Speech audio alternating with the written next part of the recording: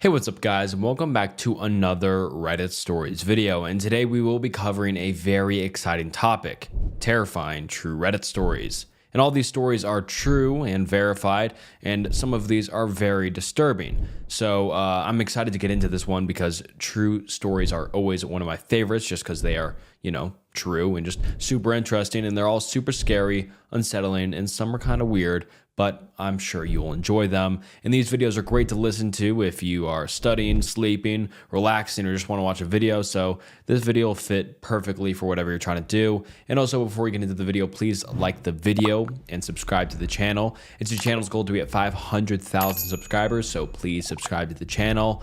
And all right, without further ado, let's get into some terrifying true Reddit stories. I came across an incredibly creepy family a while back. Okay, I never really post anything on Reddit, mostly just reading, so please excuse me if I do or say anything that isn't common courtesy here. In around 2018 to 2019, I, 25 female at the time, was 18 or 19 and was living in Nebraska, where I grew up. I lived in the largest city in Nebraska, but it was still essentially surrounded by corn and wheat fields. The city was expanding, so rich folks started building huge houses with giant properties on the edge of town as things proceeded to grow. All of that being said, I had a good friend whose parents' house was one of those big ones, right on the blurring line between the fields and the city. My friends and I were constantly hanging out at his place because it was fun. They had tons of property to ride 4x4s on, a hot tub, a huge living room for us to watch sports and have reality TV binge sessions, etc. Plus, his parents were super cool, and we could drink out there as long as we stayed at the house. It was tons of fun, even though I was and am quite scared of the dark, so I would just not go outside after a certain time because there was little lighting and the nearest neighbor was about a mile away.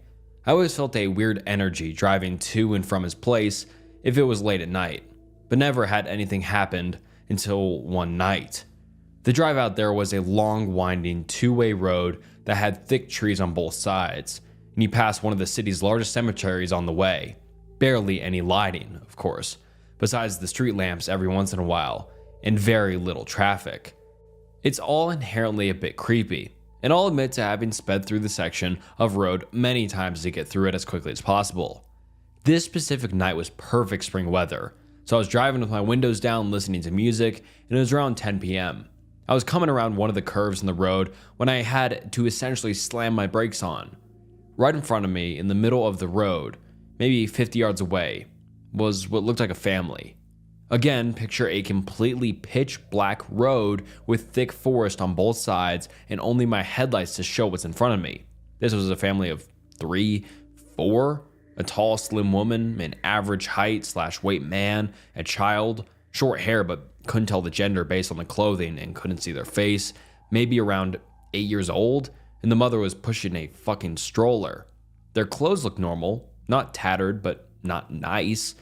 They also were not carrying any kind of light source, meaning before I arrived behind them in my car, they'd been walking in the pitch black. They're all facing away from me, walking completely silent in the middle of the street the same direction I was heading. I had turned my music down to hear if they were speaking, had music playing, etc. They didn't. The hairs on my arms immediately stood up. I came to a stop in the road behind them, obviously, and just sat there for a moment to let them move. They seemed to be completely unaffected by me and didn't even turn their heads slightly, nor did they attempt to move out of my way.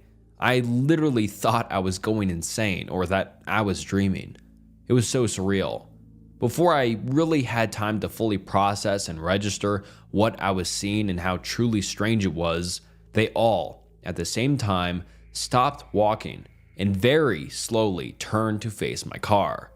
This scared the absolute shit out of me. I honestly didn't even give myself enough time to look at their faces as they turned. I immediately threw my car in reverse and sent it backwards for probably a full 20 seconds before flipping a U-turn, nearly running myself off the road and booking it the other direction. The only thing I remember noticing is that the stroller looked to be completely empty. This was the part that sticks in my mind the most. I've never felt terror like that in my life. I checked my rearview mirror probably 1,000 times before getting to a main road and never saw a glimpse of them. In fact, I never saw a glimpse of them ever again. I tried asking my friend and his family about it, only to essentially feel like I was insane because of the way they looked at me. Every time I tell this story, I get one of three reactions. They immediately think I'm fucking cuckoo, think I'm lying, or have had something sort of similar happen to them. I really don't care if no one believes me, honestly. It was, and still is, the creepiest thing to ever happen to me. I think about it all the time. It was either some weird-ass family trying to scare the shit out of someone, a distraction for an attempted robbery slash assault slash etc., or it was something more sinister. I'm going to tell myself for probably the rest of my life that it was the first option. You dropped your wallet. It's 11:15 at night, and my wallet is in my purse. A little backstory. When I was 19, I lived with my mom in a ranch-style house on a road that backed up to a large field. On the other side was the main highway. About half a mile down from me was a loony farmer, and about a mile on the other side of me was pretty much a crack house. I guess someone used to live there, but it was run down. I will say that crackheads were pretty quiet. Other than those two houses, we were isolated. At the time, I was working full-time and going to school full-time. One of my classes ended at 10:30 p.m. I often wouldn't get home that day of the week until about 11:15ish. I was driving home one night and I noticed some guy walking down the road. He had a yellow shirt and track pants. I remember his outfit because it was stupid. It wasn't weird to see people walking down my road because of the whole crack house thing, but I instinctively looked over at him when I drove past. He turned and smiled and waved, which freaked me the fuck out. So I sped the half-mile home and pulled into the driveway, weirded out. I made sure all the doors and windows were secure, and then sat on the couch to be a paranoid freak and wait to make sure the dude walked past my house.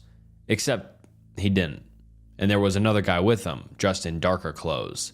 They actually walked up my driveway and started playing around with my car, testing the handles and stuff. In my hurry, I forgot to grab my phone from my car, so I was kind of worried that's what they were after, until the guy in yellow started approaching my door. I'm freaking out, so I go and wake my mom up. She's bleary, and I'm trying to explain the situation when we both hear the doorknob turn, very slowly. Good thing it was deadbolted. She got out of the bed, walked to the door, and then Yellow Shirt knocked. I perched up on the couch so I could get a good look at him and his friend, still in the driveway. The porch light was on because of the sensor. "Yeah?" my mom said. "You dropped your wallet." I told my mom that I had my wallet, it was in my purse, so she calmly told him that she had her wallet, and it was too late to be knocking on people's doors. I remember perfectly what he said next, even though this was about 6 years ago. "Okay. I'm not a bad guy, just so you know." We were all pretty still. No one moved. Not even the guy at the door. Not even when the porch light went off. Then he tried the handle again. My mom told me to call the cops so she could get the gun, and I told her I didn't have my phone. So she walked to the kitchen to grab hers from the charger. She handed me the phone and walked to the bathroom. Stared out the window into the backyard. Then she went to her room to grab her Ruger.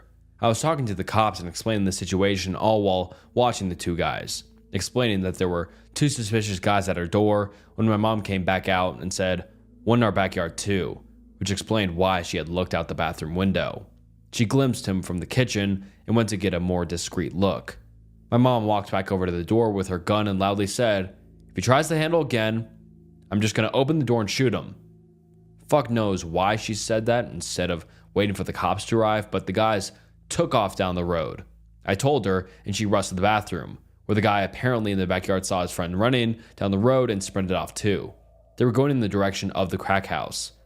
The cops searched our house and our yard and went to the drug house, where they found 5 dudes hanging around.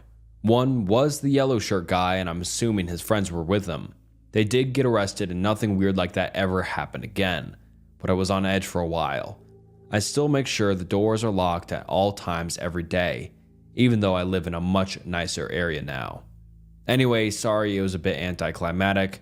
The dudes got caught. Either way, weird guys who told me you found my wallet, let's not meet. I'm confident I would have become a missing persons case. I apologize in advance since I'm not a good writer, but I'll do my best to share my experience. To better paint the picture, here's a description of myself at the time of this incident, 3 years ago. 5'5", 26-year-old woman, medium length, bleach blonde hair, curvy, 175 pounds, wearing black high-waisted tights and a pink crop top. 3 years ago, I was walking home late at night from my friend's house. It was dark, and at the time I lived in a rough part of a large city. I've had many sketchy situations that I've always got myself out of, so I guess I felt sort of invincible, like nothing truly scary could happen to me. When I walk alone, I always stay very alert and aware of my surroundings for my own safety just in case. About halfway home and roughly 10 minutes to my apartment, I noticed a van started tailing me. I was used to this since in my city it's very common for a young woman in a rough area to be propositioned for sex. It's embarrassing how desensitized to this I was. I did my usual and crossed the road so that I'd be walking beside the traffic heading in the other direction. I wasn't scared, just annoyed. The van then turned down a side street, then back onto the road I was on and pulled up to me. At this point, I still wasn't scared. Again, this has happened so many times that it never mattered if I was wearing something that showed more skin, or if I was wearing a winter coat zipped from just below my chin all the way down to my ankles. The area is notorious for that type of activity. I decided to be firm and told the person sternly, "I'm not interested." I noticed there were 2 men in the van. They looked almost identical and may have been twins or brothers. Both men had a very, very dark complexion, dark eyes, and short dark hair. The van didn't move. I was super annoyed and crossed the road again to get away. At this point, I figured this would be enough for them to stop following me. They didn't. They kept circling back every time I crossed the road. I've never had to put that much effort into getting a horny pervert to leave me alone, so this is when I started feeling unsafe. They zipped by me at the speed the traffic was flowing in, and I yelled for them to fuck off. I thought it finally worked. It had been 3 minutes and I hadn't seen the van, so I thought I was in the clear. Just in case, I pulled my phone out and was getting ready to call my sister that I lived with. Just then, the van pulled up to me very quickly, and before I could even blink, one of the men jumped out of the van, opened the back door, and approached me quickly in an aggressive manner as if he was about to scoop me up and throw me in the vehicle. The traffic in that area is very inconsistent. It was dead, and I imagine that is what they were waiting for. Just as the man was about to place his hands on me, I tilted my phone and said, "You're being filmed in my live video chat. I gave my friends your license plate number, and the police have been notified." I was so scared, but I didn't let that show. I stayed as calm as I could. The man paused like he was considering if I was just bluffing or telling the truth, so I tilted the phone more as if to give the fake audience a better look at him. He then jumped into the van and they sped off. I have never been the same since that night. I'm afraid of walking alone now, even in the daytime. Stay safe out there. 2 creeps in a van? Let's not ever meet. I hope karma finds you both soon. Almost gave a serial killer a car ride. So, a little background here. My father was in the Army for 21 years, retired, and moved to a very small town in Central Florida. He got bored after a couple of years, and even though we didn't need the money between his retirement and what my mom was making at a bookkeeper/tax prep, he wanted to go back to work. He started working at various gas stations. And it being a small town, the owners wouldn't care if I came there and helped him out with stocking the coolers or even running the register, as long as I didn't sell any beer or smokes. This all took place in the late 80s and early 90s. The actual story I'm going to tell took place in 1990, and I remember the date well, because it was shortly after my birthday and being 15 in Florida. I had just got my learner's permit. My dad would let me drive him to and from work, just to get some experience on the road, both at day and at night. I was sitting in my usual spot at a table that was set up along the windows, book in hand, feet propped up, and a Mountain Dew on the table along with some snacks. I would generally spend most of the evening that way, reading books, getting up to run the register/stock of the cooler at different times. I remember glancing up because something caught my attention that was unusual, and I realized that a lady was walking up a parking lot from the direction of the interstate. The gas station was right on I-75. This in itself was really strange because where we were located, you didn't get many people walking, and definitely not walking from the direction of the interstate. I figured she had broken down somewhere. and was coming to use the phone to call for a tow truck or something. I was completely wrong. She came into the store, looked around for a few minutes, and I remember getting just a strange and creepy feeling about her. She walked up to the counter and started telling my dad a story about how she had gotten stranded and needed a ride up to the next big town up north from us. Ocala was the town. This is important. My dad lets her know that he's working, and there's no way that he can take her. She turns and looks at me. While she is looking away from him, my dad catches my eye and suddenly shakes his head no. I was confused for a second, but then she turns back to my dad and points at me, asking if I can take her. My dad responded back that I only had a learner's permit, and I wouldn't be able to drive her anywhere and then drive back. Normally, I would have done it, even though it was illegal, because I'd done it a few times before already. I didn't argue with my dad, since this was completely out of character for him. He was normally chatty with the customers, but for whatever reason, he was almost curt and dismissive with her. Turns out, he had a bad vibe about her from the minute he had seen her walking up the drive. Well, she cusses him out for a minute, and he basically tells her to get out of the store. She slammed the door open. I thought the glass was going to break from how hard she slammed it, and then she stalks out of the store and down the driveway. I keep an eye on her and continue to watch as she makes her way back up the interstate and then starts up on the northbound on the ramp. Almost a year passes, and I'm in my bedroom, less than a week before my 16th birthday. I hear my dad yelling from the living room, "Son, get your ass in here and look at this." I quickly run to the living room and see my dad pointing at the TV. I look at the mugshot of the lady up on the screen, and I immediately remember the lady who had been in the store.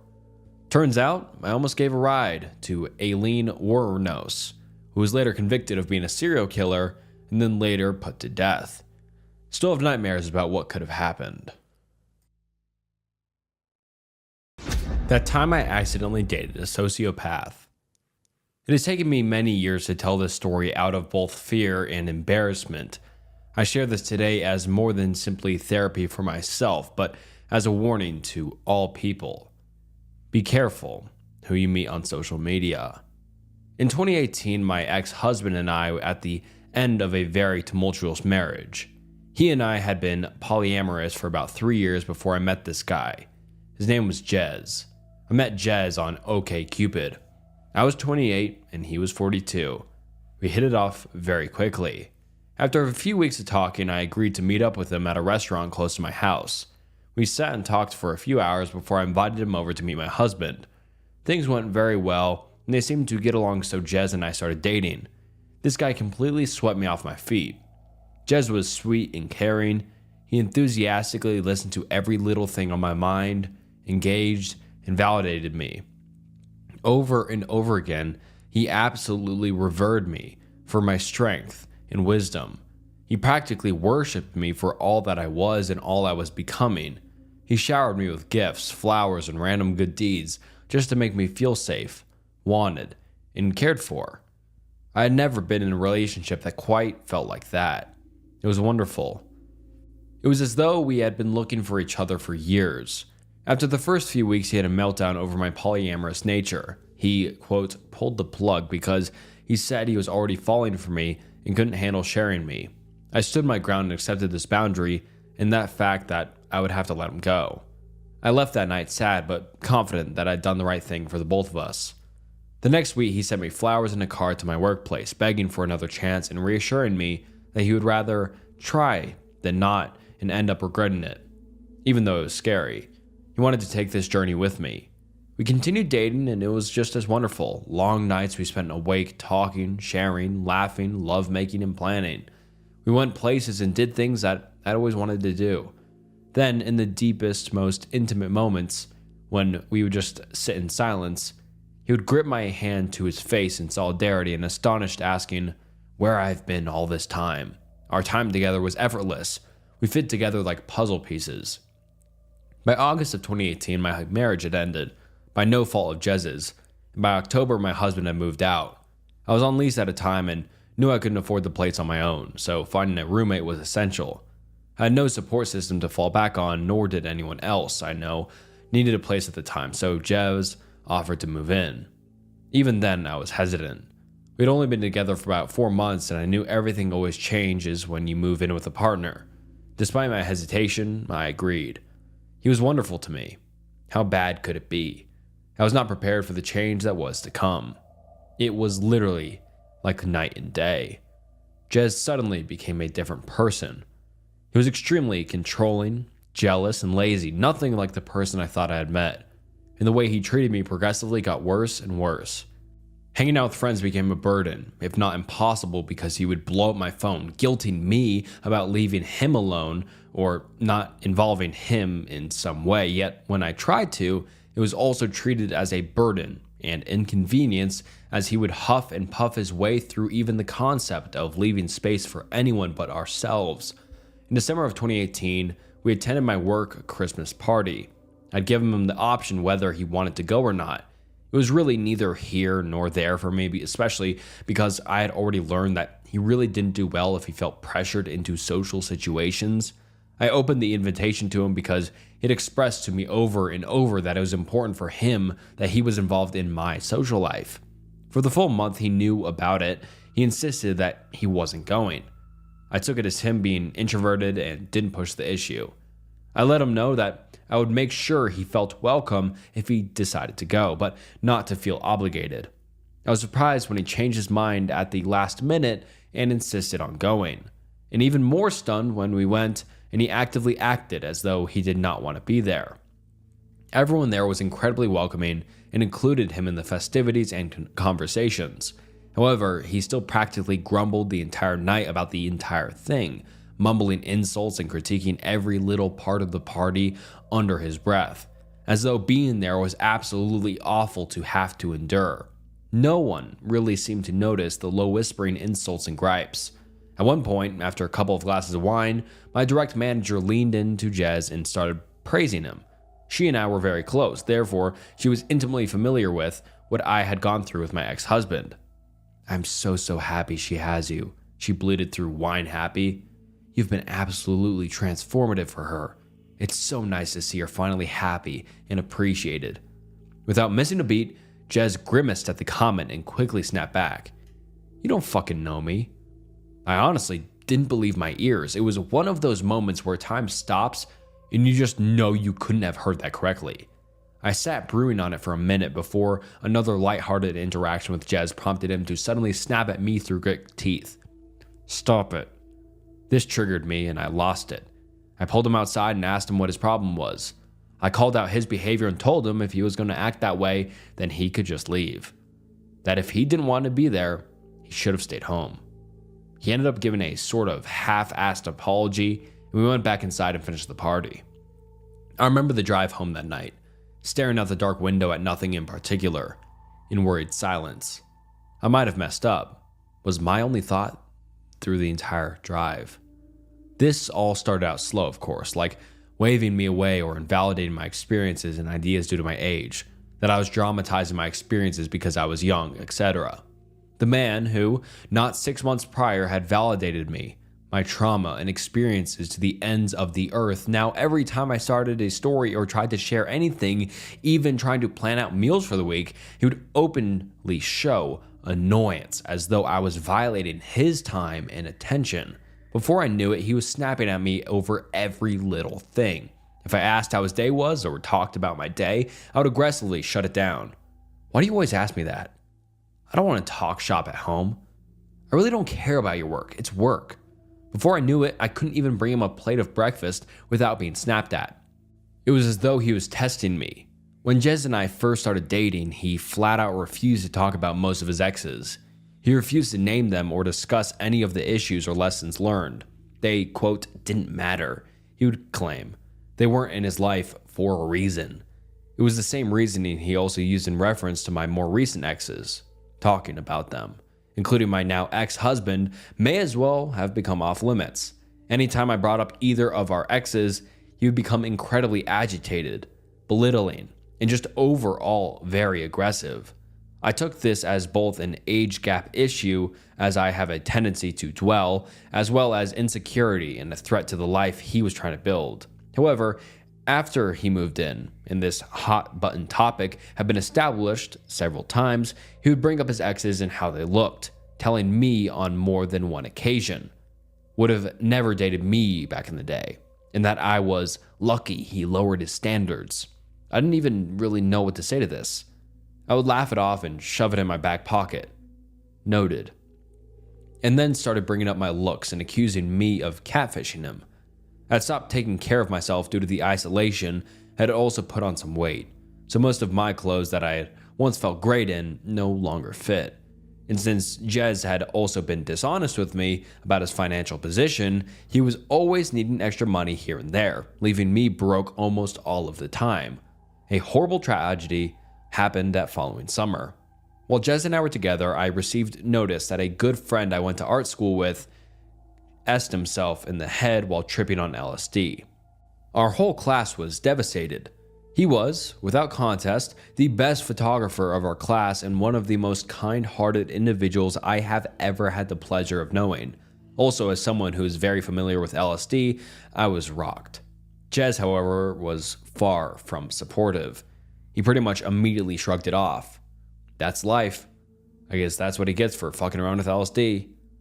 I was baffled at such an unsympathetic response, and even more later when Jez started to interrogate me about my relationship with this guy, asking when the last time it was that I had even talked to this friend. You don't even know this guy anymore. Who cares? I broke up with him the first time after he called me at work raging. I was busy, so I wasn't able to answer right away. But once I was finally able to answer, I was met with intense anger. It was storming, and one of my dogs was having an anxiety attack due to the storm and separation anxiety.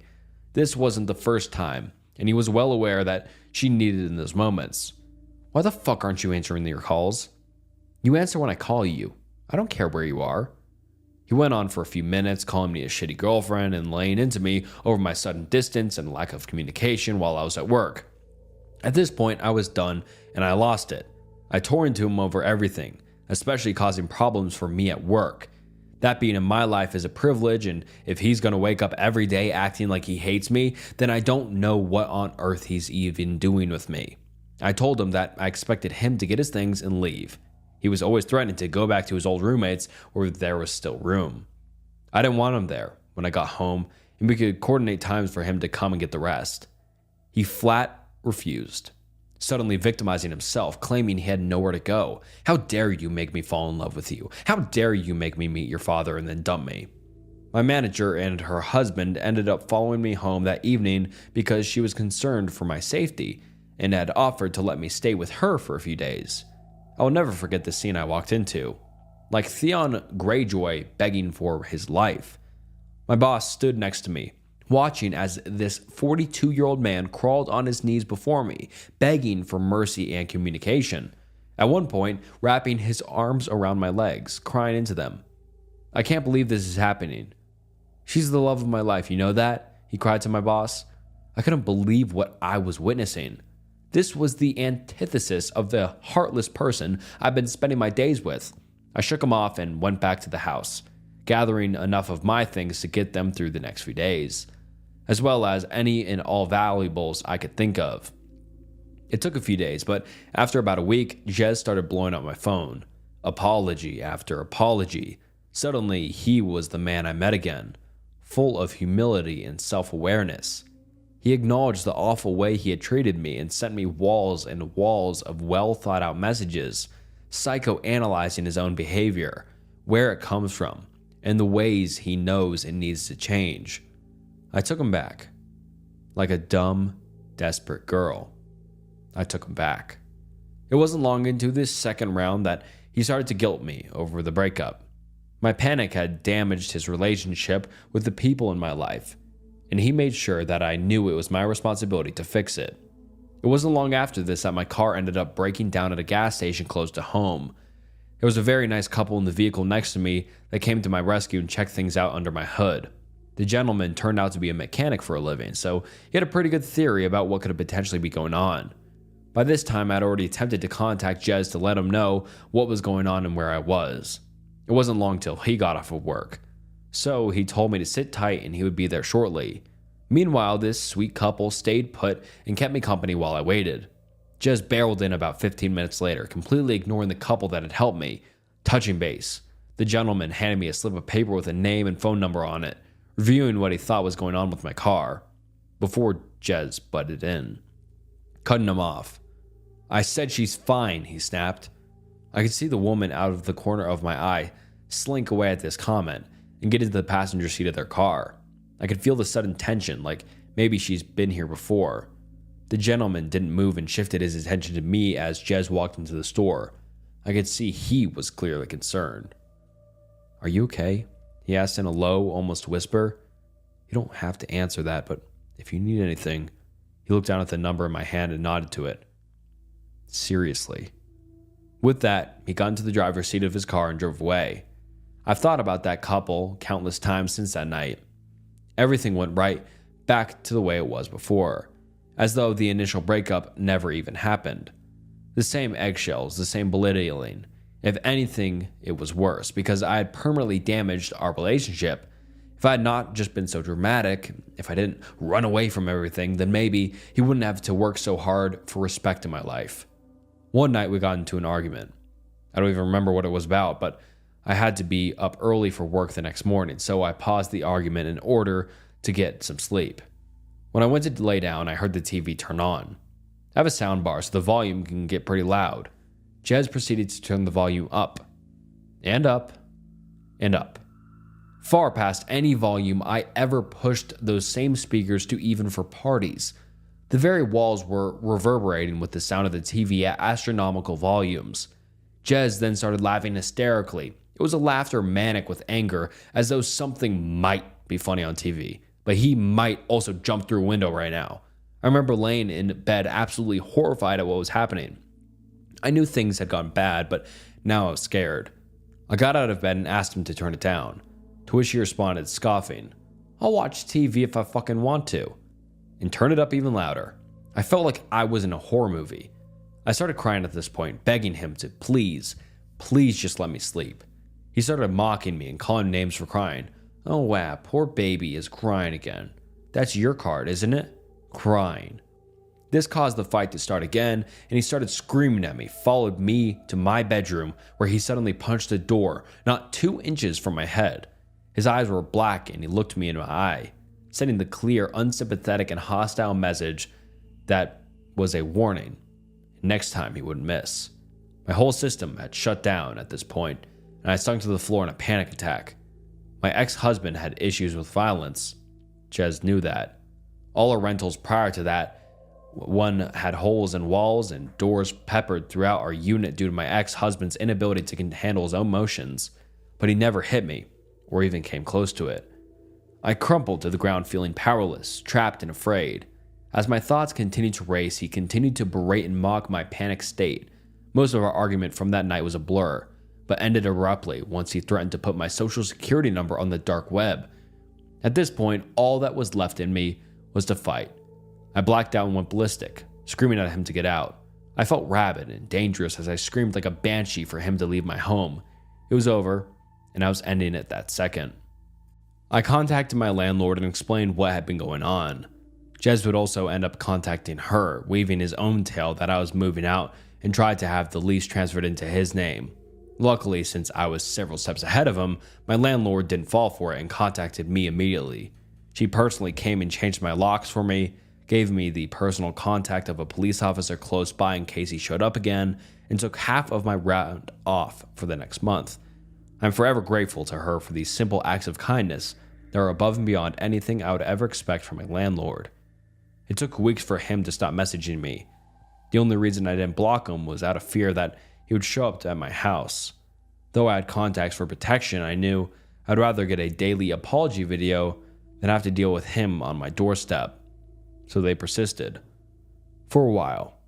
The same act from before. The love bombing, the promises, grasping at straws, trying to find the weak spot where I'd let him back in. But I ignored it. I continued for weeks before he finally gave up.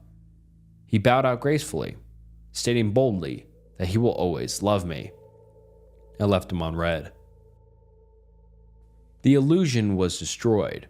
It took me several years to pick up the pieces. If my divorce wasn't enough, this definitely made me lose trust in myself.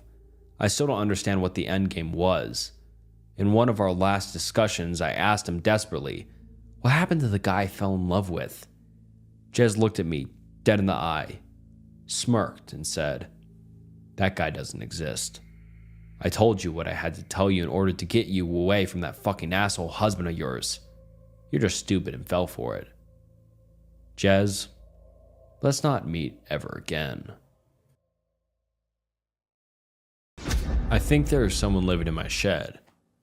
Title says it all, but it also doesn't say anything. Lately, I've been noticing something off about home, like there's something else there with me.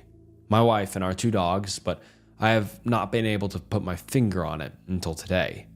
For some context, I live in a duplex. We share this property with another guy in his mid-20s. He has his own house and we have ours, but we share the laundry room that leads to our respective backyards that are separated by a fence. This all started about 2 months ago when the guy sent me a text. "Hey man, just a heads up, someone stole my bike out of the sunroom." This is extra creepy because to get to our sun/laundry room, you would need to hop the brick fence surrounded by shrubby trees and then hurl the bike over, unless the thief had the most massive pair of balls ever and walked it out through one of our front doors when we weren't home. Either way, I didn't feel right and made more of an effort to keep the door locked. Fast forward to a couple of weeks ago. I let my dogs into the backyard and one of them starts sniffing at the shed. No big deal. The lizards are coming out with it heating up. They probably just chased one under the door. I finally got them to come in, but didn't give it much thought. I hardly ever go into that shed. Nothing wrong with it. It's just kind of out of the way, and I'm not really a hang out in the shed type of guy. So we generally use it for storage, suitcases, furniture that doesn't fit/match the house, camping stuff, boring suburban shit. We probably enter it maybe 3 times a year. After the 18th day in a row of my dogs being curious about the shed, I decided to give a little look-see to see if maybe there was a Komodo dragon or something in there, since they wouldn't let this thing go. Nope, no Komodo. But what I did find literally made me piss myself just a little bit. Just a few drops. Inside the shed was the bike that my neighbor had stolen a little while back. My first thought was, oh fuck, my wife is a klepto, but quickly ruled that out. She doesn't even like to bike. Then I was briefly worried that my neighbor thought that I was the thief. I mean, it's in my shed. I don't know how to explain that if he found out. Plus, I wanted to give him his bike back. I kept looking around and found one of our sleeping bags unraveled but balled up behind a box. Inside of it was what looked like to be around $20 in change and singles. There was also a bag for garbage and had lots of food wrappers inside. Eventually, my brain accepted what it was ultimately denying at first and put 2 and 2 together. Someone, I don't know, is living in my shed. Or at least was. Maybe my dogs spooked them off, or maybe they sleep there every night and leave during the day. If they weren't coming back, why would they leave the change? I left everything how I found it and was thinking about what I should do next. Whoever did it must have gotten in through the spare set of keys I keep hidden in my backyard. I locked up and brought them inside with me tonight. Hopefully whoever it is gets the message and moves on. I'm going to install cameras tomorrow. I'll keep you guys updated if anything more happens. Please hope for the best and that this person isn't a lunatic. Possible murderer/serial killer encounter in Maine. Not really sure how to begin this, and my title may make more sense after reading my experience. I'll try to be as brief/concise as possible. Summer of 2004. My family was supposed to vacation in Kennebunkport, Maine. My father was stuck in meetings, so he was going to come up from Manhattan a few days after us. My mom wanted to drive up, super annoying to me at the time. We didn't have a choice, and my brother, sister, and I loaded into the car and started the drive. I was about 14 at the time. Drive was uneventful, but there were various delays, and we ended up getting in a lot later than originally planned. Because of this, the owners of the house we were renting from had turned in for the night, and we weren't able to get a hold of them to get the keys. Sounds like horrible planning, but apparently they were pretty strict about the time frame to pick up the keys. My mom, unfazed, decided she wanted lobster, so we went to one of our favorite spots. She called my dad to see if he could make us reservations at a hotel in Kennebunkport, from New York City while we ate. We were enjoying the lobster while a guy came up and started chatting with my mom. I figured it was just a friendly local making conversation. During this, my dad calls my mom and my mom excuses herself to speak to him. Apparently, all hotels were booked for the nights, go figure. Height of vacation season in Kenbunkport. The plan was for us to drive to the nearest town and just find somewhere to stay until we could pick up the keys for our vacation home. Apparently, the local had been listening into my mom's conversation and came back over once she got off the phone. I want to say, there was nothing outwardly off about him. He was preppy, clean-cut, unassuming, and fit in with the clientele. He told my mom he had a big home with a big guest house we were more than welcome to stay at, and his wife wouldn't mind. Immediately, my reaction was, F that. No way in the world I was staying in a random dude's house in creepy Maine in the dark. No offense to anyone from Maine, but the streets get creepy. My mom, doing her due diligence, determined this guy was legit. Said he was in finance. My mom was an investment banker.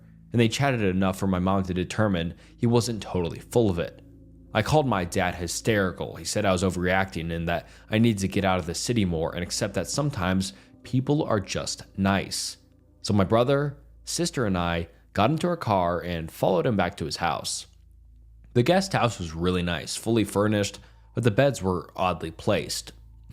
The guest house had 2 bedrooms, and instead of the beds being located in the middle/centered, imagine a symmetrical room layout, they are right under the window in each room. Just seemed kinda out of place. Anyway, fast forward. We were all getting ready to go to bed. My mom hears a knock on the door and it's the guy. He said he was just checking in to make sure we all got settled. Cool. Nice thing to do. About 30 minutes later, he comes back to check in again. At this point, my mom was like, thanks, we're good.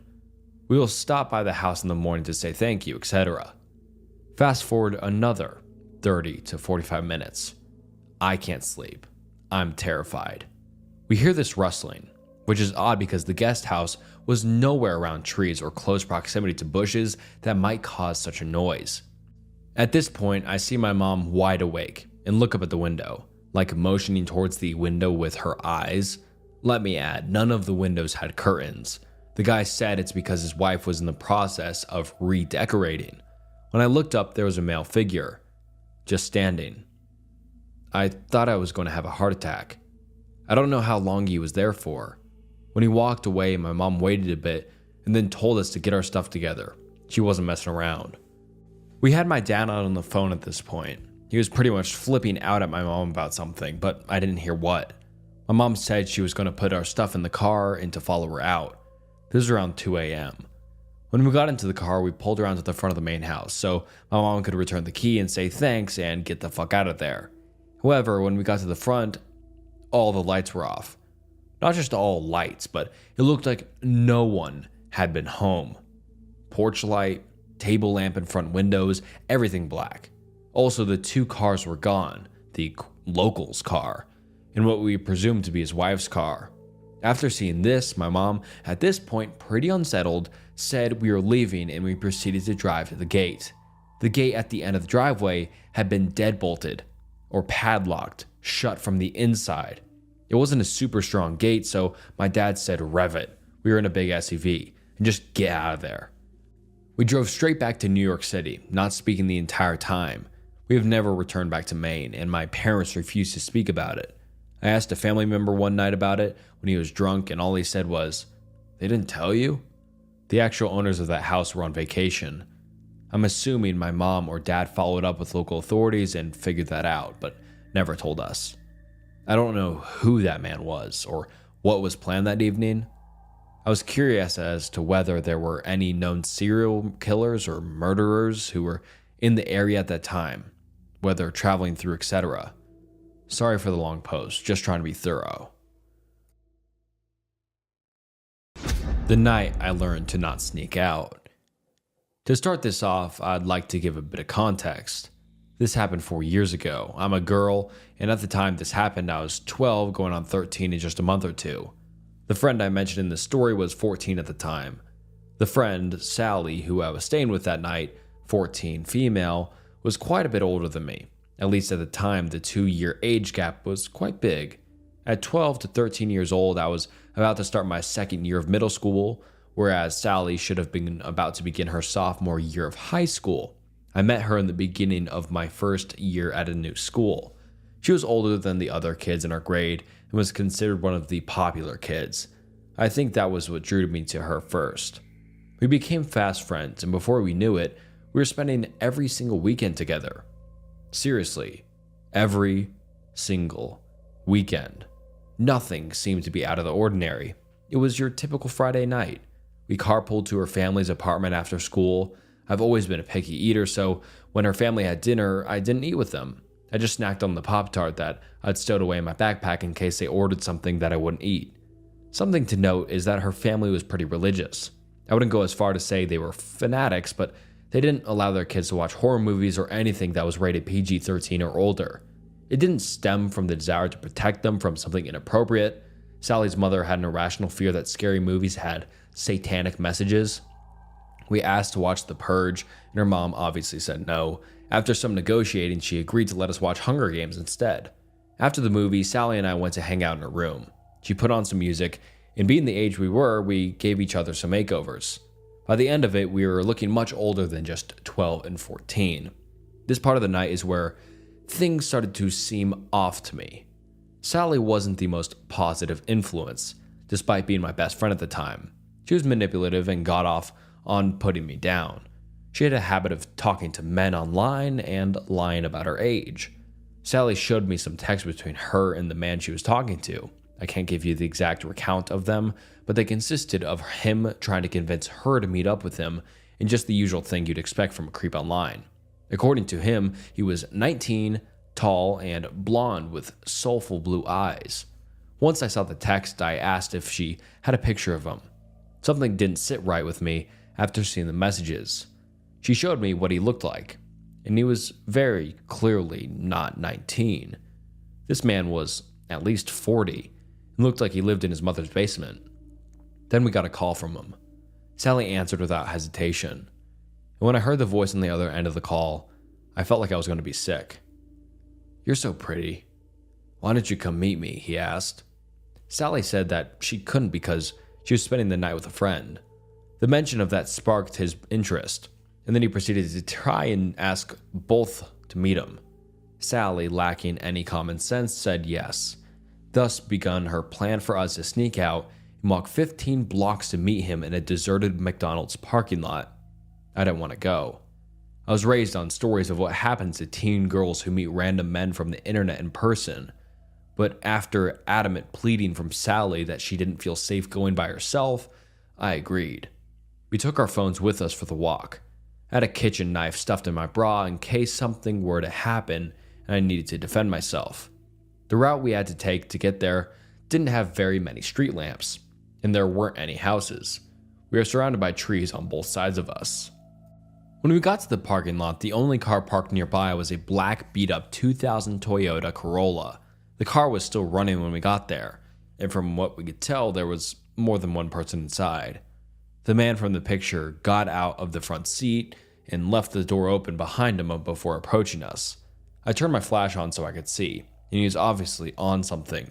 I can't tell you what kind of drug it was for the life of me, but his eyes were so wide they looked like they were about to pop out of his head.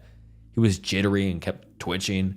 I became very conscious of how big he was, maybe 6'2" and around 280 pounds. For reference, my friend and I did not look our ages, even without makeup.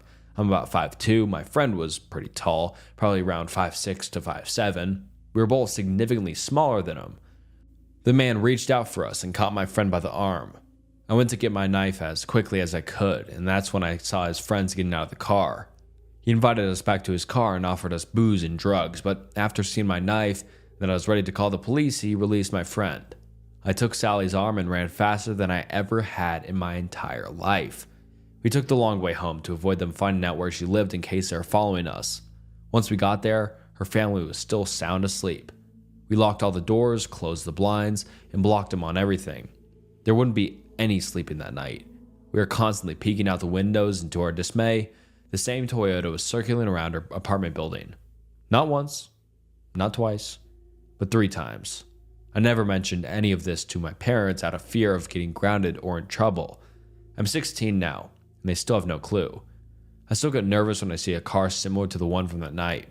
As for Sally, her parents never found out either. We agreed to never speak about it again. Thankfully, she moved into a new house just a few weeks after that happened. Safe to say, Sally and I haven't spoken 3 years. She was pissed at me for ruining her night, and our friendship didn't last long after that. We had a pretty bad falling out, but looking back on it now, it was definitely for the better. So, to Sally, thank you for teaching me a very valuable lesson and making me realize that some people are best just left alone. And to the man and his friends who tried to prey upon 2 young girls, let's not ever fucking meet again. People can be absolutely creepy. Hi, I'm a 24-year-old lad living in the UK. I work as a pharmacist at a hospital and I usually do night shifts. My workplace is just a few lots away from home, so I just walk every night. A few months ago, while I was on my way to work at around midnight, a car stopped in front of me and rolled down his window. The guy inside was wearing a scrub suit, so I'm assuming he's a nurse. Have dark hair, chubby, and is probably around my age. Hey, where are you heading? Let me drive you to work. I politely declined. The guy looked harmless, and I guess being polite wouldn't hurt. He looked pretty normal, but there's something in his eyes that unsettles me.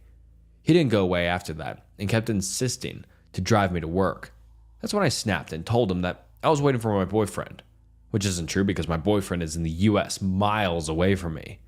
He seemed to believe in it and just drove away.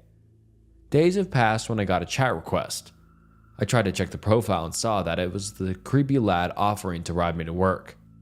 How he got my name? I have no idea.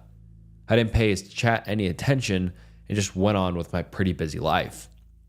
2 days after that, I got another message from him saying, "You were smiling earlier. You look cute."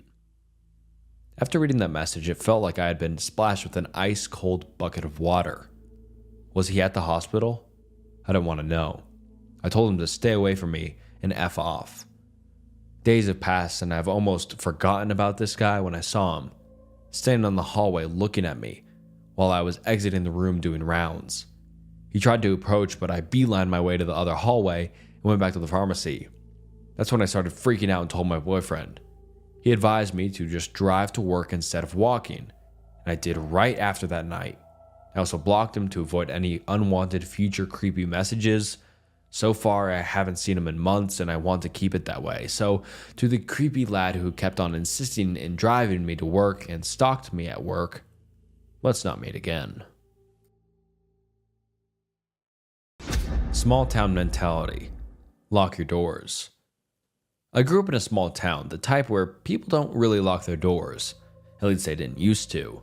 When I was about 14 female, I got a call to babysit for one of my regulars who had 3 daughters. It was December, so a lot of Christmas work parties were going on. I arrived and we went over to the usual rules. She mentioned the TV upstairs was out, so once I put the girls to bed, just head down there to watch TV. And so after playing with the girls for a while, I sent them off to their bed and headed downstairs. I spent a few hours channel surfing. It was around 1:30 a.m. I remember grabbing the phone, though I can't remember who I was calling, maybe my mom or my sister, to let them know I would be really late. But I heard the door open upstairs, which sort of surprised me. The mom enjoyed the nights I babysat, as she knew I was a night owl who could be there super late, like 3 in the morning, provided she held the cab for me. It was a small town, but I live on the other side of it. As I headed upstairs, I heard someone stumble, so I picked up my pace to make sure she was okay, only to find 3 people I had never seen before. There was a clearly drunk woman lying in the doorway and 2 guys. The guys looked as surprised to see me as I was them. I asked why they were there. The girl had slurred out that they were there for a party. I was confused and asked if they knew Helen, the mother.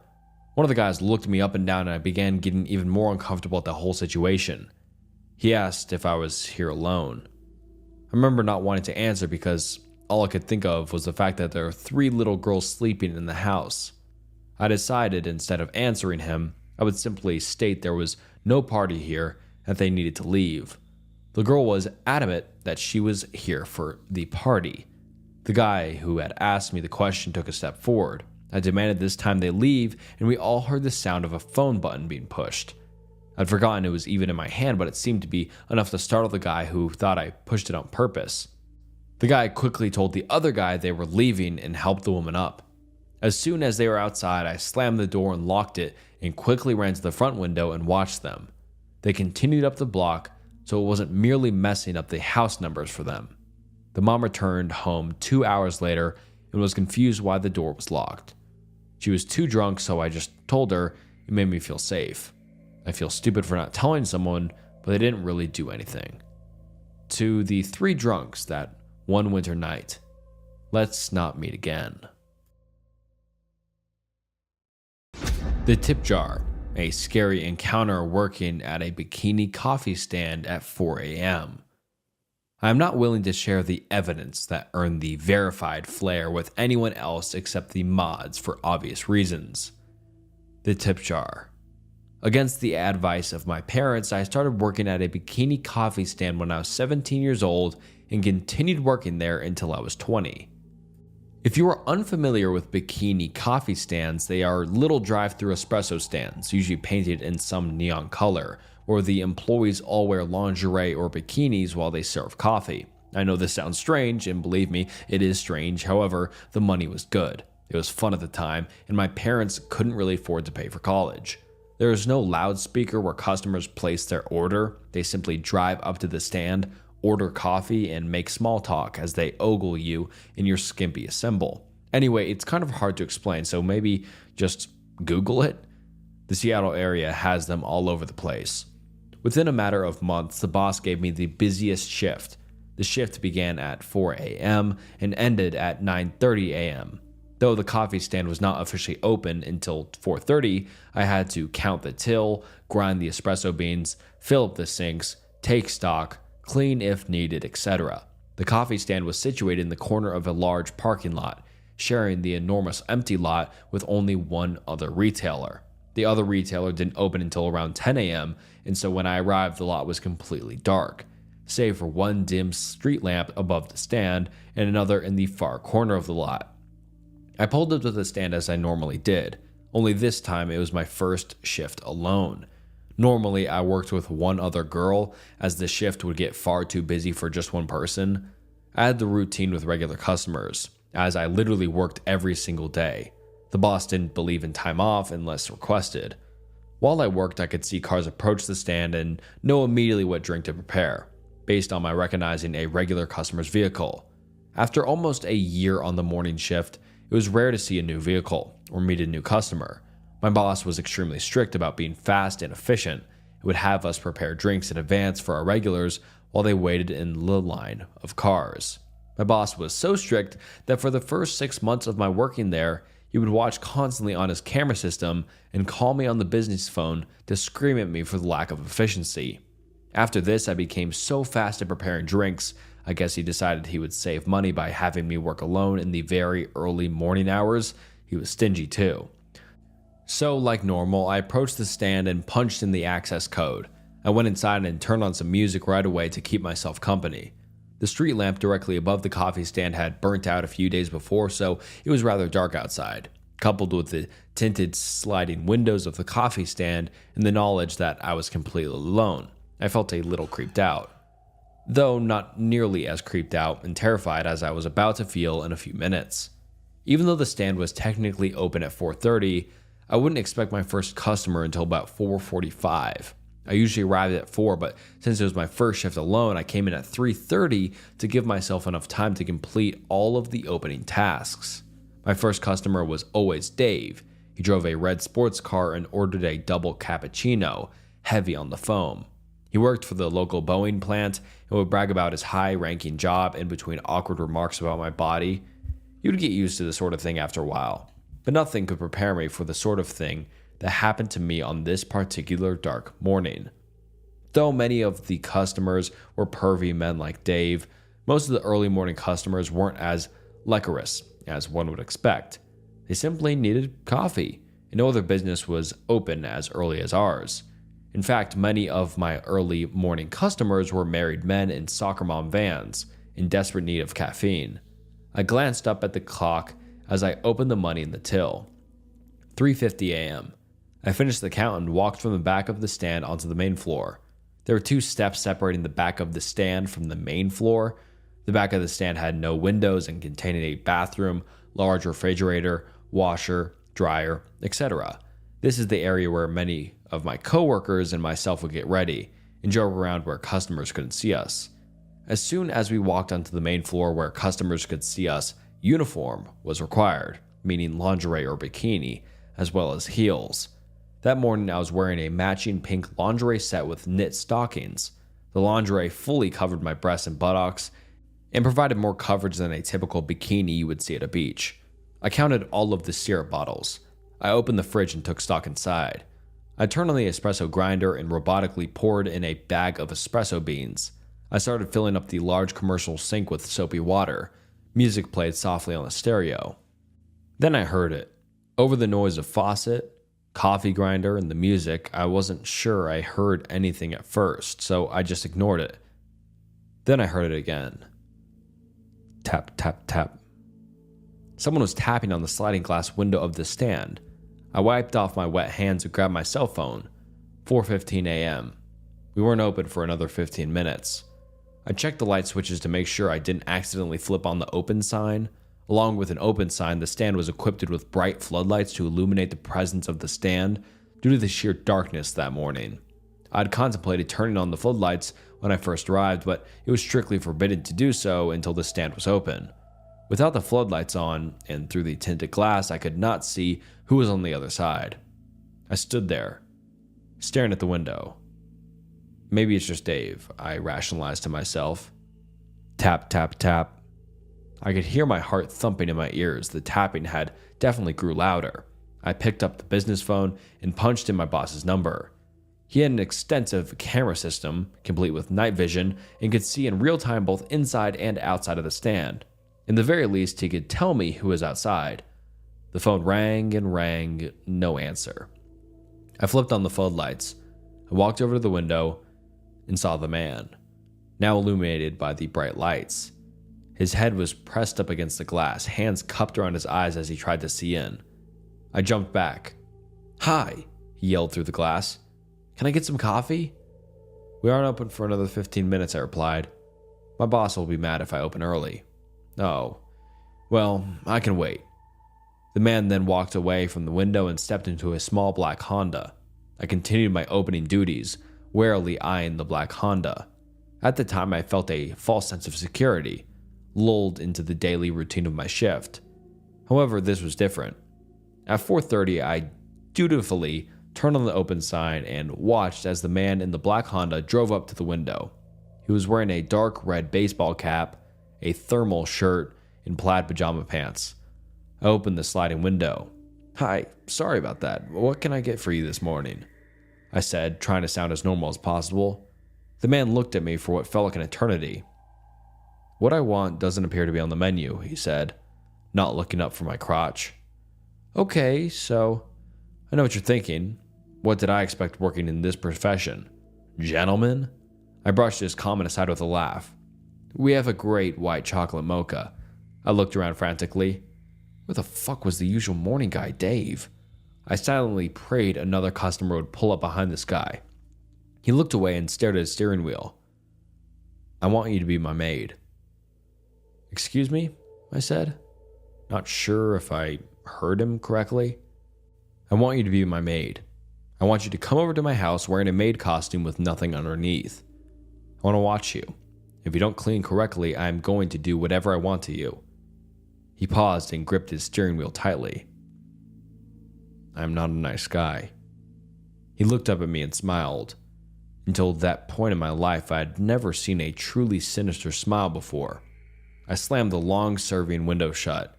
I ran to the back of the stand, hyperventilating at this point. I picked up the phone and called my boss repeatedly, no answer. I stood on the steps and peered out the window. The black Honda was gone, replaced by the familiar red of Dave's sports car. I never thought I would be happy to see pervy Dave, but here I was, rushing to the serving window to tell him what had happened. I opened the window, all the while frantically relaying the story. Dave just laughed and muttered something about the guy dreaming. He told me that I was just being paranoid and the guy just had no filter. For some reason, this put me at ease. Dave reached his hand out of the window to place a $5 bill in my tip jar. He tipped this amount each morning. "Wow," he explained. "You just opened and your tip jar is already full. I know you make good coffee, but it's not that great." "Huh?" I said, slamming the register shut. The tip jar rested on the outside window ledge so customers couldn't reach it. I made it a habit of just leaving it outside in between customers, as it could get very busy. I leaned over and looked into the metal canister. Inside the tip jar was a long white envelope that appeared to be stuffed to its capacity. My stomach turned, as I knew it had to be from the guy in the black Honda. "Dave," I said cautiously. "It's from that guy I just told you about. I'm not opening that." Dave sipped his cappuccino and suddenly his goofy demeanor turned serious. "You're right, let me open it. I have gloves." It was late fall and rather cold out. Dave put on his gloves in a dramatic manner, laughing about my paranoia, and proceeded to step outside of his car. He took the envelope out of my tip jar and opened it. "Holy shit," he said, his eyes widening.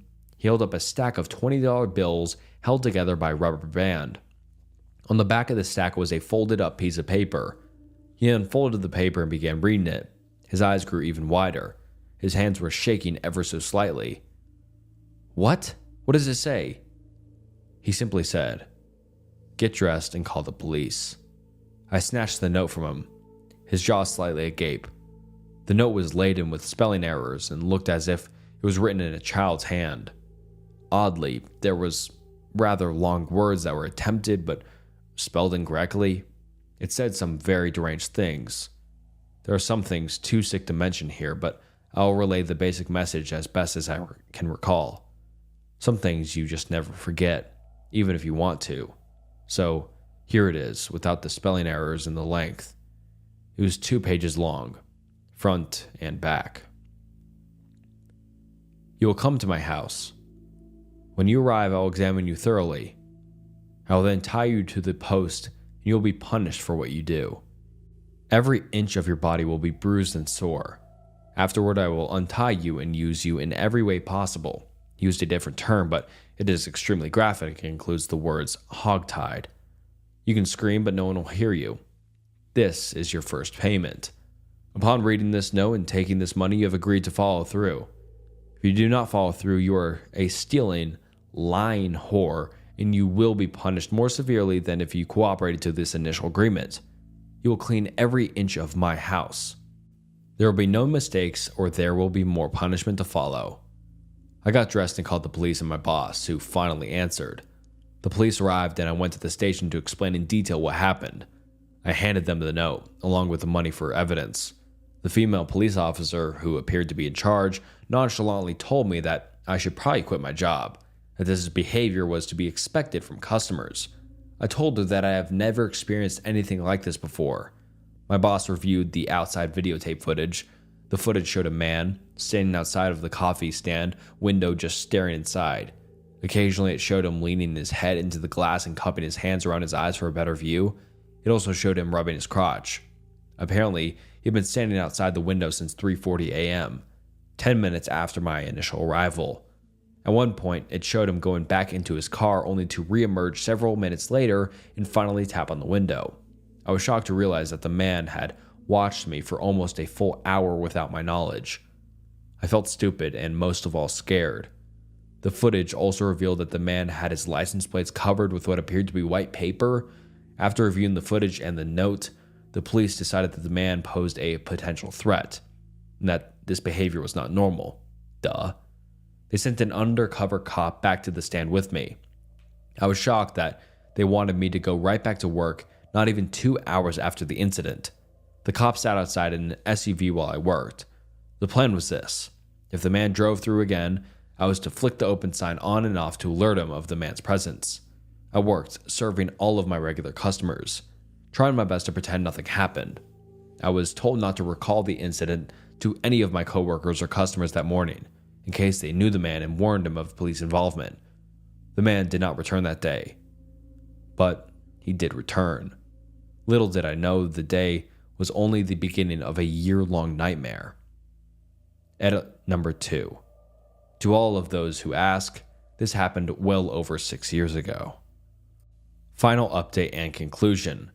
I've been inundated with messages for part 2. Unfortunately, I'm unable to post the rest of the story for LNM because series posts are no longer allowed. I posted part 2 on No Sleep, but unfortunately the guidelines do not allow users to continue stories from LNM over on No Sleep. I'm sure you can find part 2 in a paste bin somewhere, but I will keep it simple and relay a short version of the conclusion. I fully intended to complete this series. Unfortunately, I no longer wish to invest the time nor the energy to keep posting the rest of the story only to have it removed by moderators. Which I understand, rules are rules.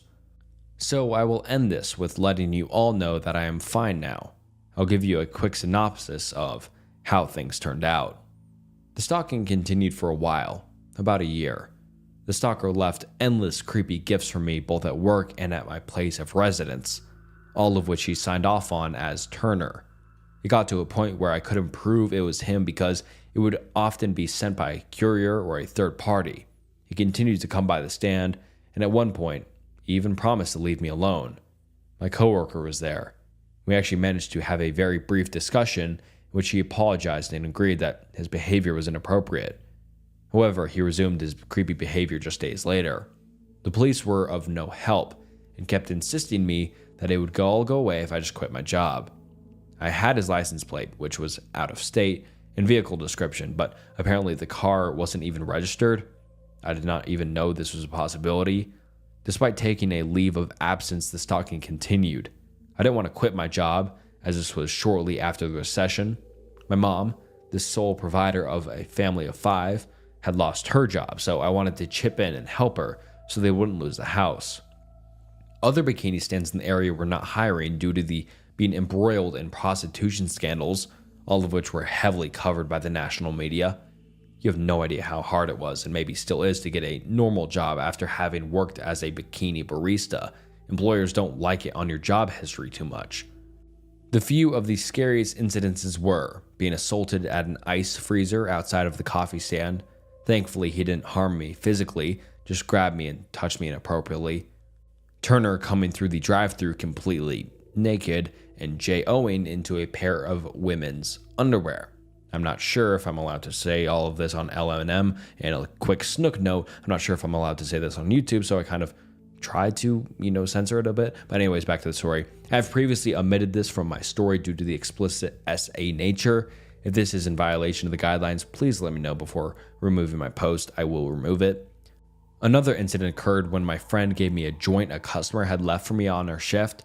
Crazy as it may sound, my regulars fairly often would leave joints in my tip jar instead of money. I like to smoke a lot at the time. I asked my coworker for the customer's name, but she didn't get a chance to ask for it. I was told by my friend/coworker that he had long hair and looked like a hippie.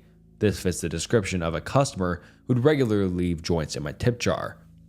I smoked the joint before I went to sleep one night, only to have a massive freakout, full of hallucinations, hysteria, etc. I literally thought I saw ghosts, demons, and fire. I ended up in the hospital. I found out in the hospital that, in addition to having marijuana in my system, I also had a bunch of PCP in my system as well. Later on, Turner would take credit for this joint by sending a text to my phone, letting me know that if I wanted him to smoke me out, that we could get together sometime. I guess he thought this weed was enjoyable. Ha. Of course I gave his number to the police.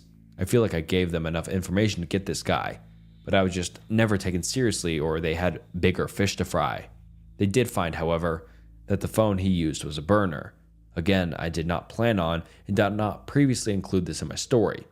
Just typing this out is giving me horrible flashbacks to that time on PCP. I do my best to never think about this or bring it up. In this period of time, it was evident that one of my coworkers was sharing my personal information with Turner in exchange for money, or maybe just because she didn't like me. This coworker was later arrested on prostitution charges. I ended up relocating and changing my last name, which is surprisingly easy to do. I did this primarily to get away from Turner, but also so I could get a fresh start with a new employment history and get away from the negative energy that had circled my life. I had taken nude photos of myself for my boyfriend at the time and after we broke up, he leaked them to everyone on my contact list, including my coworkers, of course. This meant Turner most likely got a hold of the photos as well. It may seem strange to you, but after a while, the stalking becomes part of your life. It's kind of like living around a bunch of rattlesnakes. You may feel constantly on guard and on edge, but eventually you work your daily routine around trying your best to avoid the snakes so you don't get bitten. When it happens, you do your best to move on. I have recently found out, within the last few months, that a man fitting my stalker's description was incarcerated some time ago for doing something even more frightening to another barista in the PNW. There were also similar incidences in reports of a man driving through bikini stands naked or with women's underwear. I suspect that this man was most likely Turner. I cannot be sure if it is the same person, as I never was able to find out this person's true first and last name, but I am hopeful that it is him, and he'll be locked away for a very long time. I was almost cooked alive. When I was 10, my parents and I went to visit my grandmother for spring break. My cousin also came to visit, and we decided we wanted to go to the YMCA for the day. My grandmother dropped us off and said she would come and pick us up in 4 hours. On that day, the YMCA was empty. There were a couple of adults in the exercise room, but that's it. We went to the basketball court, and after 2 hours of playing tag and shooting baskets, we were bored. I've never been the biggest fan of swimming, but this YMCA had a pretty cool pool, so we changed into our bathing suits and headed in there. The pool was empty except for the lifeguard. We played a bunch of games and swam laps, but after about an hour, there wasn't much left to do, and there was no one except us to hang out with to keep things interesting. So we decided to play a game of seeing how long we could hold our breath underwater. We stood in the shallow end near the clock on the wall so we could time ourselves. Instead of fully submerging, we just stuck our heads face down in the water. We did this a couple of times and I was winning. On our last round, I felt a tap on my shoulder. I figured it was my cousin giving up and telling me that I won, but instead it was a lifeguard who told me to knock it off or she was going to have to ask us to leave the pool. Since we were tired of being in the pool, we figured we'd get out, get dressed, and go back to the basketball court until my grandmother picked us up. We only had an hour left anyways and the water was freezing. As we got out, the lifeguard stopped us and asked if we wanted to go into the sauna to warm up and dry off. The sign said 18 years or older, so of course we were super excited that she allowed us to do that. She walked us to the sauna and locked the door. The door was glass and the interior was made of entirely out of wood. Inside, above the door, there was a clock, probably to help make sure you were not in there for an unsafe amount of time. The lifeguard stand was adjacent to the sauna, but if you looked out the door, you could clearly see it. She followed us in and went over to the thermometer encased in plastic and unlocked it so she could crank up the heat. I figured that she must have to turn it on each time, so I didn't think anything of it. Both my cousin and I were very short girls, and so we couldn't see the temperature that was printed on the thermometer knob, but I know she was turning up the heat. Then she left and shut the door behind her. I thought I saw her lock the door too, but I thought to myself, why would she lock the door when we might want to get out? I checked the clock and decided we should get out in 10 or 15 minutes. It was already pretty warm in the sauna, but now the room was blazing. It felt nice because I was so cold from the pool. After about 15 minutes, it was starting to get a little bit too hot, and my cousin agreed that we should leave so we can get dressed. I went to turn the knob on the door, but it wasn't budging. I thought maybe it was jammed, so I shook it, but it still wasn't opening, and then I let my cousin try. She couldn't get it open either. We figured the lifeguard would be back in a couple of minutes, so we sat back down and waited. The room was getting hotter now too, and I really wanted to leave. I got up and started banging on the door and shaking/twisting the knob, trying to get the lifeguard's attention. My cousin got up and joined me. We started screaming at the top of our lungs for her to let us out, but she just stared straight ahead. I don't think there's any way that she couldn't have noticed or heard two little girls banging and kicking the door and screaming.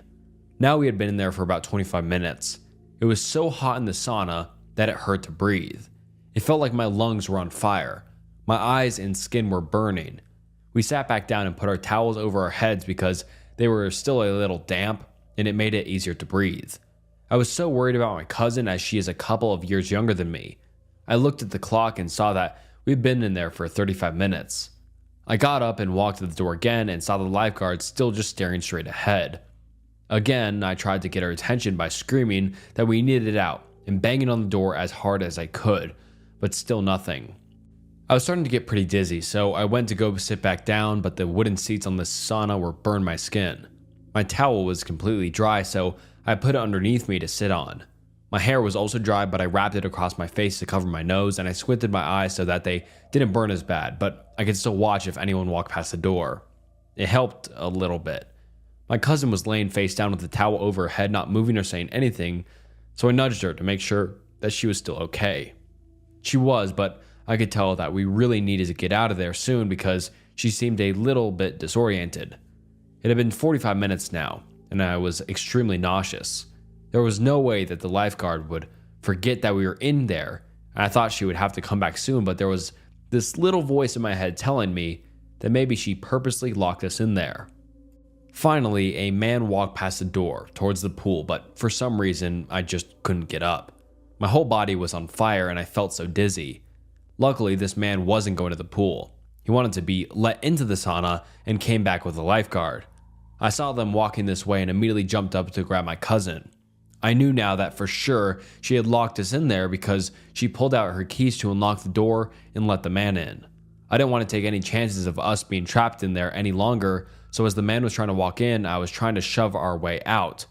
As we were going out, the lifeguard started trying to shut the door and push us back in. The man was clearly confused about what was going on and said, I think they want out. The lifeguard let out a sigh and opened the door fully as we ran as fast as we could into the changing room. We only had about 10 minutes before a grandmother was supposed to pick us up. We were both so shaken by what just happened that we didn't say anything to each other as we got dressed on the car ride home. When we got back to the house, my parents were making us dinner. I told them the story of what just happened. They thought that I must have been exaggerating, and they didn't believe me. I truly think that woman was going to let us cook alive in there. The only bit of doubt that I have is what would have happened if we actually died. She obviously would have gotten the blame. What was her endgame? I'm 21 now, and I think about this interaction all the time, and when I'm in small spaces or I get too warm, I still have panic attacks. No one believes this story, and I get it. It's pretty absurd. I'm not sure if I'm allowed to ask for opinions, but do you think that this could have been some crazy misunderstanding, or do you think that she really just left us in there to die? And why? So, to the lifeguard at the YMCA, please, let's not meet again. I dodged being murdered by my psychotic roommate just by a hair with real news articles. I'm a 36-year-old female in Sweden. I have worked in mental health care for the last 18 years, mainly with people with psychotic illnesses like schizophrenia. I was working at a group home for 9 years, and we're very close with my coworkers there, especially 2 females. The last few years I worked there, another female started working there. Let's call her M, and the 4 of us grew very close. She was very timid, shy, friendly, and we got along well. She was, however, often on long-term sick leave because of her own mental health issues, so we didn't meet much at work. But she always showed up at our after-work dinners, so we continued to stay in touch even when she wasn't well enough to work full-time. She told us that she had a history of schizophrenia herself, just like the patients we were treating, but that she was medicated and hadn't had any psychotic episodes for years. Since I have an education in psychiatry and a long experience with schizophrenia, I have no judgment towards people suffering from the illness, and it didn't bother me being friends with someone who had a diagnosis like that. And even after what I will tell you, I still feel the same way. In the summer of 2023, I had moved on to work at a new place, also within mental health, but this time forensic psychiatry, like a halfway house for mentally ill murderers, etc. The 4 of us stayed in touch and still met every now and then for dinner parties. M told us that she had been evicted from her apartment because of an incident where she had accidentally entered her neighbor's apartment in the middle of the night. She told us that in the huge apartment complex, the doors all look exactly the same, and that she simply walked in the wrong door by accident, and that the neighbors had created a scene out of pure drama and reported her to the police. I somehow felt that while that sounded out of proportion to evict someone just for that, Perhaps the landlord took that kind of action because he judged her based on the medical history, and I felt bad for her. I questioned her if something else happened, and she claimed that it didn't, and that was the full story. In Sweden, it's very difficult to get a contract for an apartment when you have gotten evicted. You pretty much get blacklisted.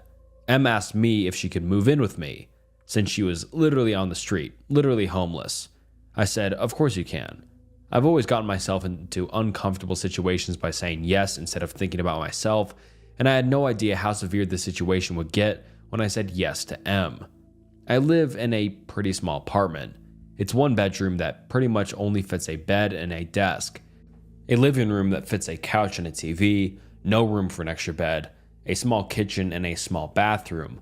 I have 2 cats. We decided that M was going to live in the living room, and I offered her to throw my couch out so she could have a bed there, and she said that she was fine with sleeping on the couch since it's comfortable enough. I insisted on giving her a bed, but she declined. There's a door between the living room and a bedroom, but between the living room and hallway there's just an open arch, so she wouldn't have total privacy. I hung up a thick velvet curtain covering the arch so it at least gave her the sense of a door and more privacy than nothing. There's another door from my bedroom to the kitchen, so I have 2 doors to my bedroom. I have to have one of them open at night since my cats wants to go in and out.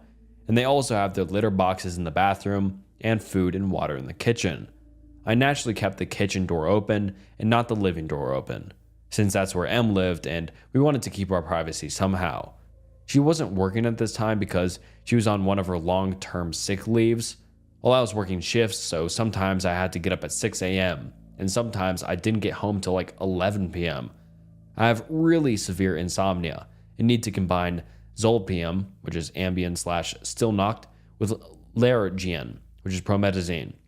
And even with this, I still wake up easily. I told her that I would appreciate if she could try to stay quiet those nights when I have to get up at 6 a.m. But that it's fine if she's loud when I'm off work or when I do the evening shifts.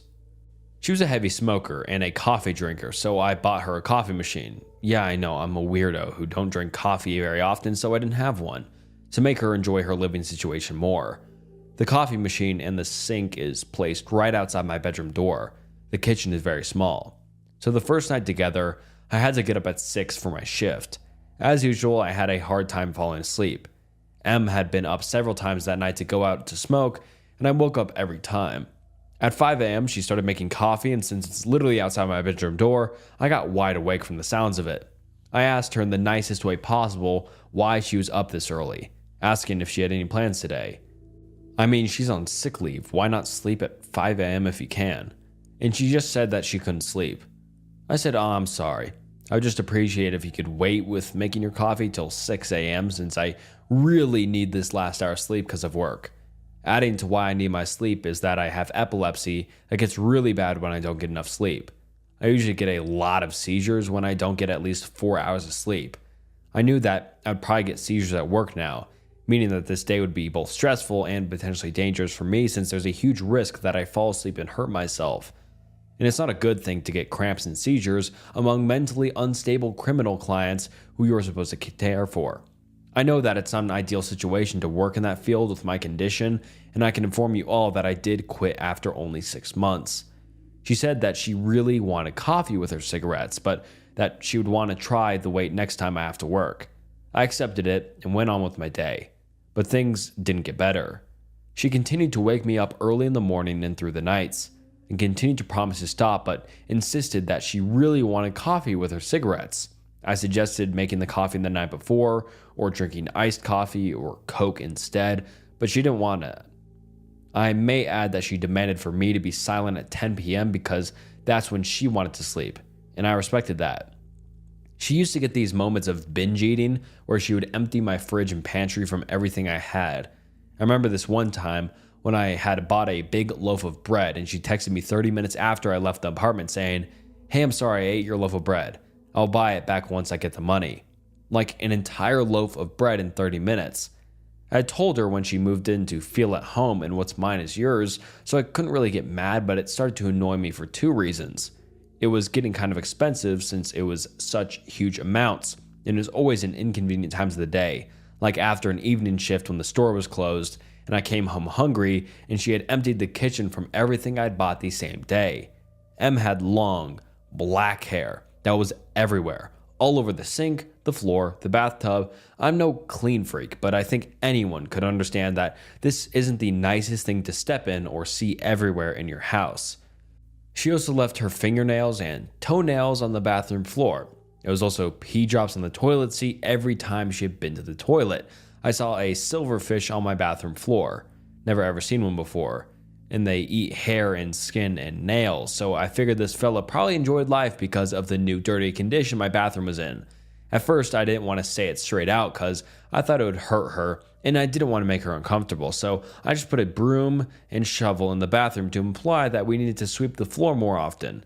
This didn't seem to work, so after a while I told her in the nicest way possible with a smile on my face, "Do you think we could try to clean the floor in the bathroom more often? We tend to lose some hair when we brush it off, and I'm afraid we might get pests. I saw a silverfish the other day.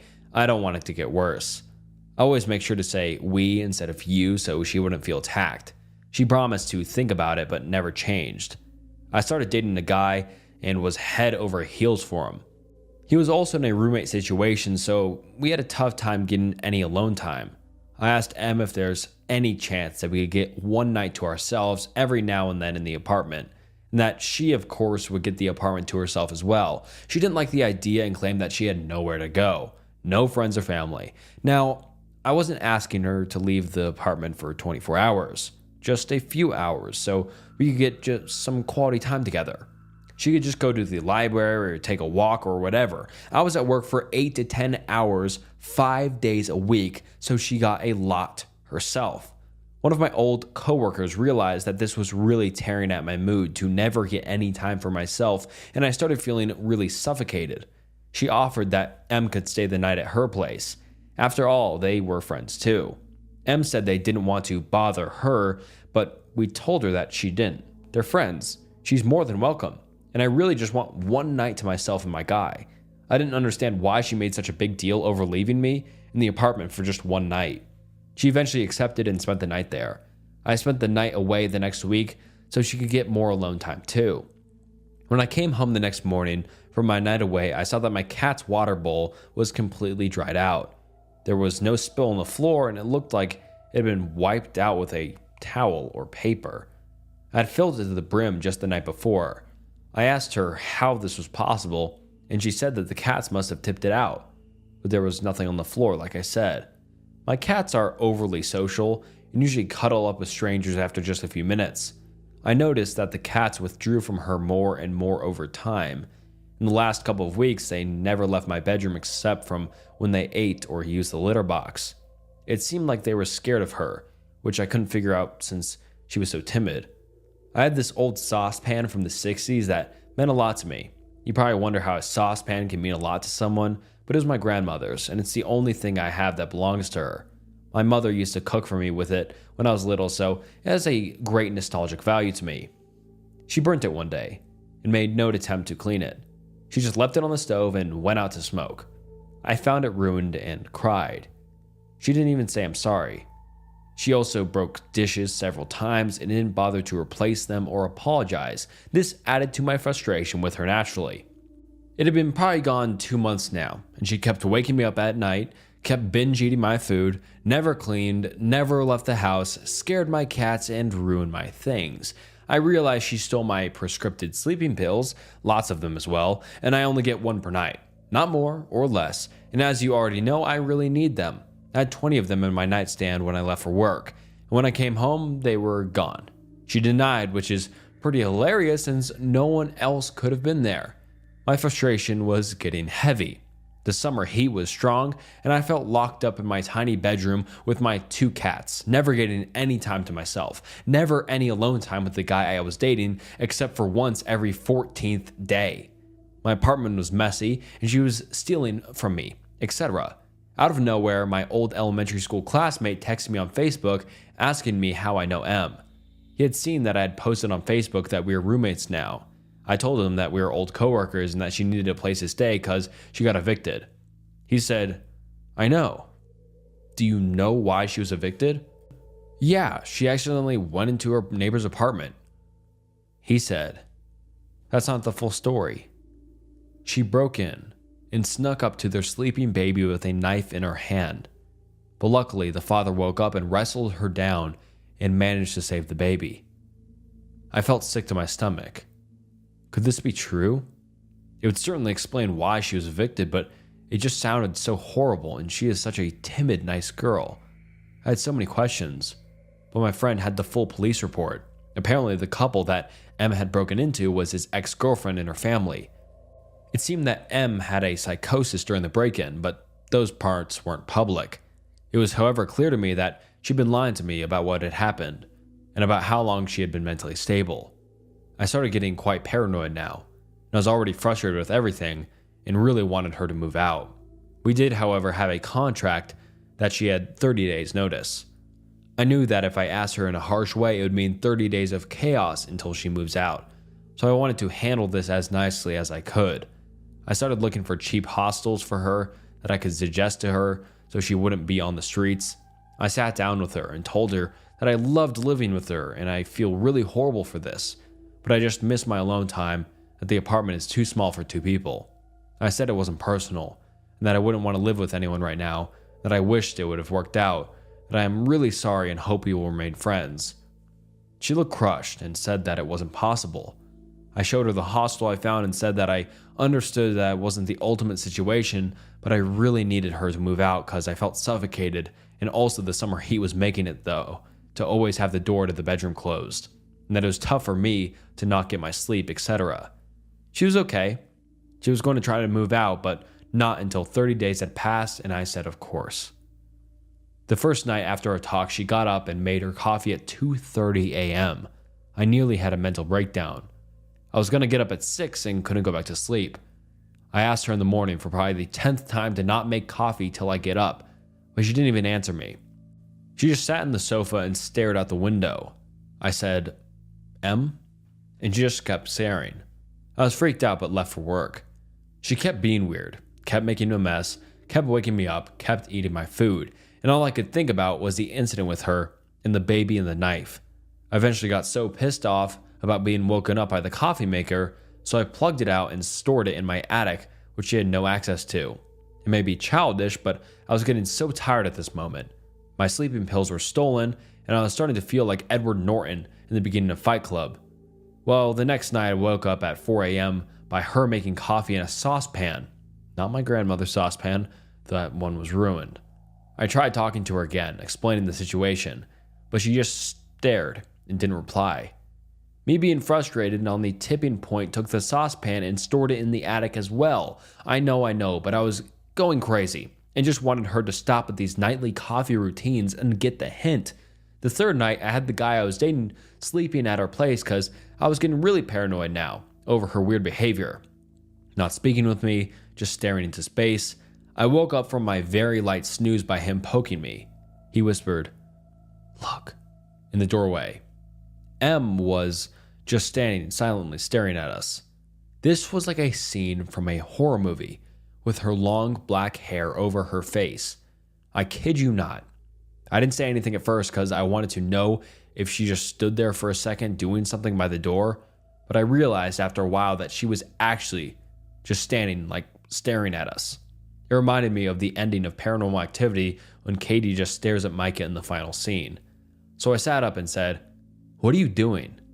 But before I could finish the sentence, she slammed the door shut, and I heard the sound of something metal falling on the floor and her running into the living room.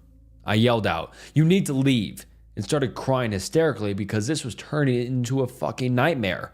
Of course I didn't go back to sleep, and I was really happy that I had company that night. I just kept asking myself, had she done this before? Stared at me in my sleep? The next day when I got out of bed, I opened the door and she had slammed shut and saw a kitchen knife on the floor. So that was the metal sound I had heard before she ran off. I took all my knives and locked in the attic as well. I then asked a friend of mine to come to my house and be here when I tell her that she has to move out immediately. That I can't wait 30 days, 27 days. During the conversation, I really tried to stay calm. I know she has a mental illness. I know she means no harm, even though I was so frustrated I couldn't hate her. I was mostly scared and tired. She, however, didn't even answer when I talked to her. She just kept staring out the window. She left the apartment and sent me a text instead saying that I was disrespectful for bringing a friend over to her place. Nighttime came and I thought this would be a quiet night finally. No coffee maker or saucepans. But at 3 a.m. I woke up by her burning dry coffee powder in a frying pan. At this moment, I just felt terrified of her. Her face was dead. Her eyes were black. I suspected that she had gone into a psychosis. I stopped the fire and just ran off into the living room in silence. I knew she had an appointment with her psychiatrist the next day, and while she was away, I packed all her things. I then sent her a text telling her that she needed to pick them up and give me the keys back, and that I will give her money for a hostel the upcoming 26 days. She didn't reply. The guy I was seeing came to keep me company in case she would fight about it. She didn't. She left the keys without looking at us and left. Our coworkers who were friends with us both told me that she moved in with a guy she was dating, and she stayed there for a few weeks till she somehow amazingly got an apartment of her own. She started working again, and I was really happy to hear this. She seemed to do well. Then, in January of this year, one of our old coworkers told me that M had called her and told her that everything must burn, that she had a baby that she must save, and other delusional stuff. She had called 112, Swedish emergency number like 911 about this, but they hadn't taken it seriously. M had then proceeded to burn her entire apartment down because the voices in her head was telling her that she has to burn everything to save her friends and family. Her neighbors had tried to rescue her from the fire, but she had fought them off and ran back in and poured liquor on the fire to make it burn more. She was arrested and sentenced last week for aggravated arson. She will serve her time in a mental institution/prison for a long time, possibly forever. What's ironic is that she will probably be in the facility where I used to work, and end up where she used to work herself.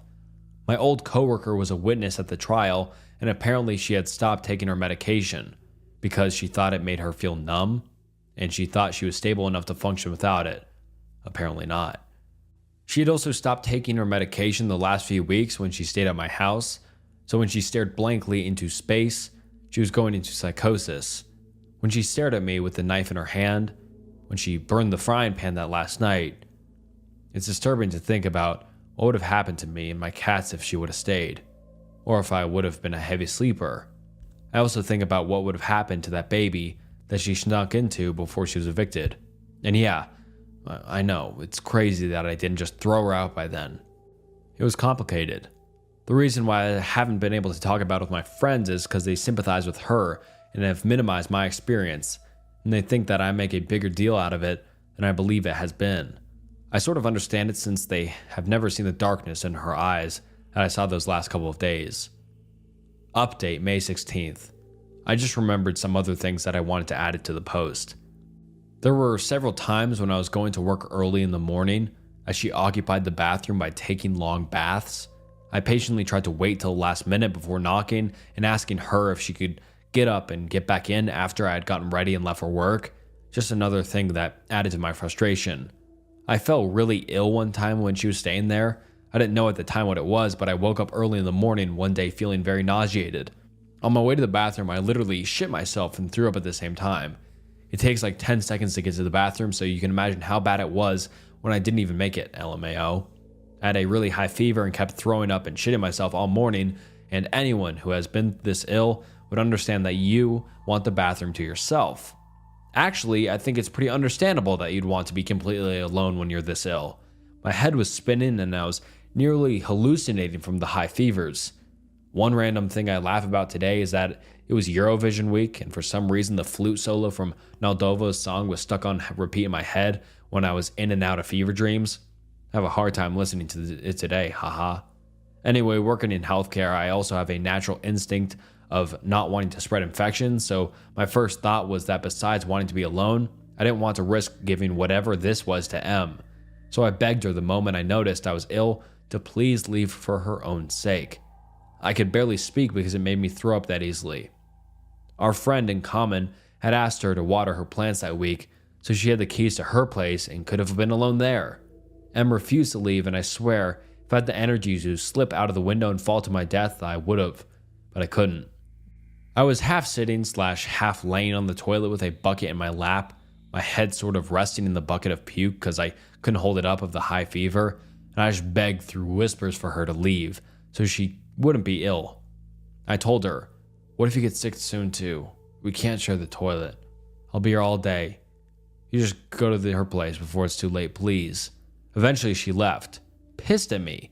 It turned out I had a severe case of food poisoning and I was well again after 2 days, but my God, the fact that she refused to leave is something I felt I had to add to the story because it made me so frustrated too.